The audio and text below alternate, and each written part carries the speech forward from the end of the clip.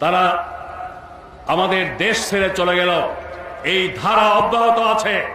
তাদের নৈতিক আদর্শিক প্রভাব প্রতিষ্ঠিত থাকছে এটাকে কেন্দ্র করে।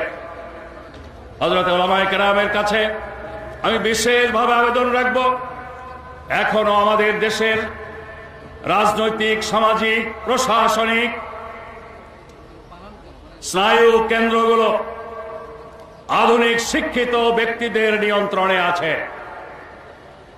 এদের সাথে স্থায়ী বৈরী ভাব বজায় রেখে, মোল্লা মিস্টারের পার্থক্য বহাল রেখে ইসলাম কায়েমের স্বপ্ন দেখার কোনো সুযোগ নেই।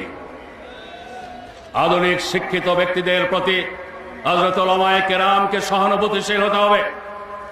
তাদেরও অভিভাবক আপনারা দরদ ভরা মন নিয়ে তাদের কাছে আল কোরআনের শিক্ষা, আল হাদিসের শিক্ষা, ইসলামের সঠিক পরিচয়, বর্তমান যুগ সন্ধিক্ষণে ইসলাম মানুষের শান্তি, নিরাপত্তা, মৌলিক চাহিদা, মৌলিক অধিকার, গণতান্ত্রিক মূল্যবোধ প্রতিষ্ঠায় কি ভূমিকা রাখতে পারে এটা তুলে ধরতে হবে। আজকের দিনে স্লোগান, গোটা বিশ্বব্যাপী জনপ্রিয় স্লোগান গুড গভর্নেন্স, সুশাসন, ট্রান্সপারেন্সি, স্বচ্ছতা, অ্যাকাউন্টেবিলিটি, জবাবদিহিতা, সেই সাথে দারিদ্র্য বিমোচন সহ আরো অনেক কথা। হযরত উলামায়ে কেরাম আজকে সুযোগ এসেছে ইসলাম ছাড়া সুশাসনের নিশ্চয়তার কোন আদর্শ দিতে পারে না, যুক্তির মাধ্যমে এটা তুলে ধরা। প্রশাসনিক, আর্থসামাজিক কর্মকাণ্ডে স্বচ্ছতা, জবাবদিহিতা নিশ্চিত করার ক্ষেত্রে ইসলামের কোনো বিকল্প নেই। আজকে সুযোগ এসেছে মানুষের কাছে এটা তুলে ধরার। আপনাদেরকে আজ এই দায়িত্ব বহন করতে হবে।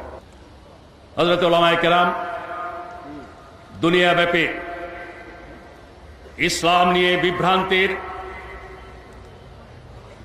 একটি সূত্র তারা পেয়েছে জিহাদ সম্পর্কে কিছু ব্যক্তিদের অপব্যাখ্যাকে কেন্দ্র করে। জিহাদ মানে যুদ্ধ নয়, জিহাদ একটি ব্যাপক জিনিস।